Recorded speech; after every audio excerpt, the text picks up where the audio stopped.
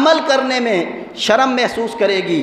آج آپ دیکھ لیں، جس مسلمان کو کہا جاتا ہے کہ سنت رسول کے مطابق داڑھی رکھ لو، رسول اللہ کی سنتوں سے پیار کر لو، وہ کیا کہتا ہے؟ یار مجھے شرم آتی ہے، لوگ کیا کہیں گے۔ یہ زمانہ آئے گا، آج جس ماں بہن اور بیٹی سے کہا جاتا ہے خدا کے لیے پردہ کر لیں، وہ کہتی ہیں معاشرہ وہ نہیں رہا، لوگ کیا کہیں گے۔ میں کہتا ہوں یہ چیز آقا علیہ الصلوۃ والسلام نے 1400 سال پہلے بتا دی۔ فرمایا اللہ کی کتاب پر عمل کرتے ہوئے لوگ شرم کریں گے، گالی دیتے ہوئے شرم کسی کو نہیں آئے گا، جھوٹ بولتے ہوئے شرم کسی کو نہیں آئے گا، ظلم اور زیادتی کرتے ہوئے شرم کسی کو نہیں آئے گا۔ اگر شرمندگی رہ جائے گی تو وہ قرآن پر عمل کرنے میں رہ جائے گی۔ لوگ قرآن پر عمل کرتے ہوئے شرم محسوس کریں گے۔ پھر ارشاد فرمایا وَيَكُونَ الْإِسْلَامُ غَرِيبًا، اور اسلام اجنبی ہو جائے گا، اسلام کا اپنا کوئی دیس نہیں ہوگا۔ اور یہ اشعار پڑھے جائیں گے، اے خاصہ خاصہ نے رسول وقت دعا ہے، امت پہ تیری وقت عجب آن پڑا ہے۔ وہ دین جو بڑی شان سے نکلا تھا وطن سے، وہ آج پردیس میں غریب الغربا ہے۔ اسلام پردیسی ہو جائے گا۔ آج دیکھیں 56 ممالک ہیں اسلام کے اپنے، اور ایک ملک بھی اسلام کو بطور قانون تسلیم کرنے کے لیے تیار نہیں ہے۔ اسلام کو نافذ کرنے کے لیے ایک ملک بھی تیار نہیں ہے۔ اس کا مطلب ہے کہ ہم اسلام اپنے دیس میں خود پردیسی ہے، ہم نے اسلام کو پردیسی کر دیا ہے، ہم اسلام کے بے وفا ہو گئے ہیں۔ اسلام سے بے وفائی اتنی چلی جائے گی۔ پھر فرمایا حتیٰ ينقص العلم، اور یہ ہوگا کہ علم ختم ہو جائے گا، علم میں نقص واقع ہوگا، لوگ پڑھ نہیں سکیں گے، ان کے پاس پڑھنے کے لیے ٹائم نہیں ہوگا، تقریریں کرنے کے لیے نکل جائیں گے، وہ خطابات کیا کریں گے اور بغیر پڑھائی کے کیا کریں گے، خود بھی گمراہ ہوں گے، لوگوں کو بھی گمراہ کریں گے۔ پھر فرمایا یصدق الکاذب ویکذب الصادق، فرمایا لوگوں سچے کو جھوٹا کہا جائے گا اور جھوٹے کو سچا کہا جائے گا، اور سچ اور جھوٹ کی پرکھ نہیں کی جا سکے گی۔ ٹی وی چینلز ہوں گے، میڈیا پر لوگ بیٹھے ہوں گے، ان کی مرضی ہوگی، جس کو سچا کر دیں، جس کو دل چاہے جھوٹا کر دیں، چاہے اسلام کے جہاد کو دہشت گردی سے جوڑ دیں اور چاہے امریکہ کی دہشت گردی کو امن پسندی سے جوڑ دیں، ان کی مرضی ہوگی۔ ان کا کوئی احتساب کرنے والا، ان سے کوئی پوچھنے والا اور کسی قسم کا مواخذہ کرنے والا بندہ نہیں رہے گا۔ فرمایا وہ دور آ جائے گا۔ پھر اس کے بعد فرمایا حتیٰ تأذن ذوات الاولاد، فرمایا جن عورتوں کو اللہ اولاد کی نعمت دے گا، وہ عورتوں کی اولاد پیدا ہوگی تو وہ غمگین ہوگی، اور میری فٹنس خراب ہو جائے گی، میرا وجود پتہ نہیں اب کیسے رہے گا ٹھیک، میں تو اولاد ابھی پیدا نہیں کرنا چاہتی، میں تو 20 سال کی عمر میں شادی کر کے 45 سال کی عمر میں بچہ پیدا کرنا چاہتی ہوں۔ یہ فکر عام ہوگی۔ آج ہے یا نہیں معاشرے میں؟ بولیے نا، دیکھتے ہیں یا نہیں؟ عورتیں بچہ پیدا کرنے کو جو ماڈرن طریقوں میں رہتی ہیں، ماڈرن سوسائٹیز میں رہتی ہیں، بچہ پیدا کرتی ہیں، اولاد کی کثرت سے کتنی آ رہی ہیں، اور کس حد تک بے حیائی عام ہو گئی ہے کہ میرا جسم میری مرضی کے نعرے تک لگنے لگ گئے۔ یہی چیز ہے کہ ہمیں بچے پیدا نہ کر کے دو تاکہ ہم آزادی کے ساتھ فحاشی اور عریانی کو فروغ دے سکیں۔ بچے پیدا ہوں گے تو غمگین ہوں گی۔ وَتَفْرَحُ الْعَوَاقِرُ، اور جن کی اولادیں پیدا نہیں ہوں گی اور 50 سال عمر ہو جائے گی، وہ خوشیاں منائیں گی، وہ کہیں گی میں تو ابھی جوان ہوں، دیکھو میری تو ابھی تک کوئی اولاد ہی نہیں ہوئی۔ یہ چیز آپ نے دیکھی معاشرے میں یا نہیں؟ یہ فکر آ گئی۔ آقا علیہ الصلوۃ والسلام نے جو بتایا تھا وہ حرف بحرف سچ ثابت ہوا۔ پھر آقا علیہ الصلوۃ والسلام نے ارشاد فرمایا وَيُغِيدُ الْعِلْمَ غَيْدًا، علم کا فقدان ہوگا، علم کسی جگہ تلاش کرنے سے بھی نہیں ملے گا۔ اور فرمایا وَيُفِيدُ الْجَهْلُ فَيْدًا، اور جہالت اتنی عام ہوگی کہ تم چاہو یا نہ چاہو علم و حکمت کے نام پر وہ تمہارے گھروں میں چلی جائے گی۔ لوگ ٹی ویوں پر آج ان لوگوں کو بلاتے ہیں جن کو عربی کی الف بے جیم کا پتہ نہیں ہے، وہ بیٹھ کر اسلام کے اوپر رائے زنی کرتے ہیں جن کو اسلام کی الف کا پتہ نہیں ہے۔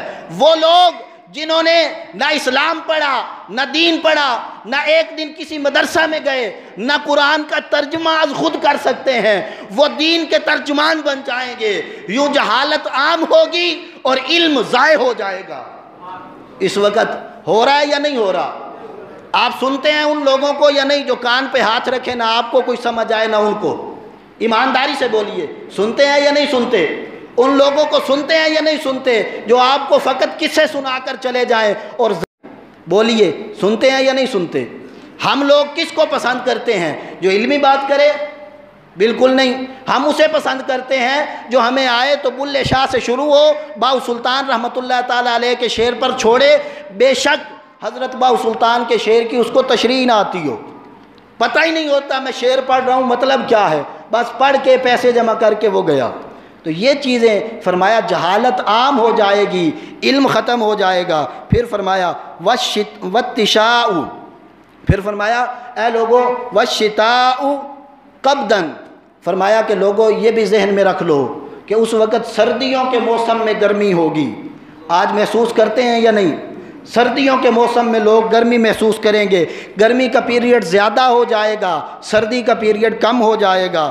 پھر فرمایا وَيُجْهَرُ بِالْفَحْشَاءِ، اور عورتیں جن کو سر ڈھانپنے کی اجازت تھی وہ بازاروں میں جا کے دوپٹے اتار کے کیچر چیک کریں گی کہ مجھے فٹ آتا ہے یا نہیں آتا۔ عورتیں بازاروں میں اور مالز میں جا کر کپڑوں کی فیٹنگ چیک کرنے کے لیے غیر محرموں کے سامنے اپنا دوپٹہ اتاریں گی، ان کو ناپ دیں گی، اور بے حیائی اور فحاشی کا دورہ ہوگا۔ آج بتائیں یونیورسٹیز سے لے کر نیچے کے طبقات دفاتر تک یہ چیز عام ہے یا نہیں؟ جو ماڈرن سوسائٹیز میں رہتے ہیں ان کو پتہ ہے وہاں کی بچیاں تو سر پر دوپٹہ لینا ایسے جیسے ان کو کسی نے قید کر دیا ہو، اس حد تک پریشان ہو جاتی ہیں۔ آقا علیہ الصلوۃ والسلام نے پہلے بتا دیا، فرمایا فحاشی اور عریانی اعلانیہ کی جائے گی اور اس کو فیشن 2020 کا نام دیا جائے گا، اس کو فیشن 2019 کا نام دیا جائے گا۔ فیشن کے نام میں بے حیائی چھپ جائے گی۔ پھر آگے آقا علیہ الصلوۃ والسلام نے فرمایا کثرت المطر وقلت النبات، فرمایا بارشیں کثرت سے ہوں گی اور لوگوں کی فصلیں ضائع ہو جائیں گی۔ اب بتائیں ایسا ہوتا ہے یا نہیں ہوتا؟ بارشیں کثرت سے ہوتی ہیں اور فصلیں قلت سے ہوتی ہیں، ضائع ہو جاتی ہیں۔ وجہ کیا ہے؟ وہ لوگ عشر نہیں دیتے ہوں گے، غریبوں کا مال کھا جاتے ہوں گے، زکوٰۃ نہیں دیتے ہوں گے، اور جو دیتے ہوں گے الا ماشاءاللہ ان کا حال یہ ہوگا کہ ایک بندے کو جس کو انہوں نے زکوٰۃ دے دی ہے اب اگلا سال آنے تک اس سے کام لیتے رہیں گے، اس کو اپنے احسان کے نیچے دبا لیں گے، میں نے تجھے زکوٰۃ دی تھی اب میرا یہ کام کر، یہ کام کر، یہ کام کر۔ تو زکوٰۃ کی روحانیت ختم ہو جائے گی، اسلام کا تشخص اور روح ختم ہو جائے گی، اسلام صرف نام کا رہ جائے گا اور دین اسلام کی ساری عبادات یہ صرف رسمیں رہ جائیں گی۔ آج وہ ہو رہا ہے یا نہیں ہو رہا؟ تو ایسا کرنے سے اللہ رب العزت سارا مال ضائع کر دیتا ہے۔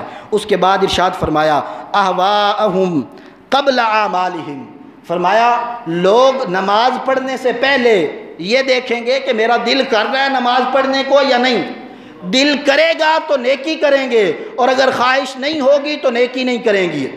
اللہ رب العزت کے حبیب نے حقیقتیں کھول دیں، فرمایا لوگ خواہش پرست ہوں گے، وہ نیکی بھی اپنی خواہش سے کریں گے، دل چاہے گا صدقہ و خیرات دے دیا، نہیں چاہے گا نہیں دیا۔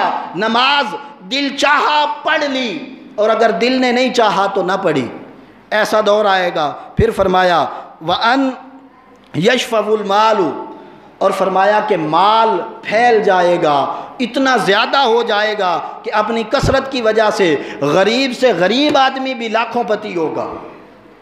مال اتنا پھیل جائے گا، پھیلا یا نہیں پھیلا؟ اب مال پھیل گیا۔ پھر فرمایا وَيُفْشَوْ وَالْتِجَارَةُ، کاروبار پھیل جائیں گے، ایک بندے کے نیچے 50 کاروبار ہوں گے، مختلف قسم کے کاروبار وہ کرتا ہوگا اور ادھر سے پیسہ کماتا ہوگا۔ یہ ہو رہا ہے یا نہیں ہو رہا؟ اس کا فائدہ تب ہے جب اس کی زکوٰۃ دی جائے، اور اگر زکوٰۃ ہی نہیں دیں گے تو یہ مال پھر قیامت کے دن سارا آگ کا بنا کر گلے میں ڈال دیا جائے گا اور کبھی نہیں اتارا جائے گا، پھر جب تک دوزخ میں رہیں گے اسی عذاب کے ساتھ رہنا پڑے گا۔ تو اللہ سے دعا کرتے ہیں خالق کائنات ہمارے حال پر رحم کرے اور ہمیں توفیق دے کہ ہم زکوٰۃ اور عشر ادا کیا کریں۔ پھر آگے دیکھیں، فرمایا کہ لوگوں مسجدیں بڑی خوبصورت سجائی جائیں گی، وَأَن تَخَرَّبَ الْقُلُوبُ اور دل ویران ہو جائیں گے۔ مسجدیں خوبصورت ہوں گی آرائش کے لحاظ سے، پر نمازی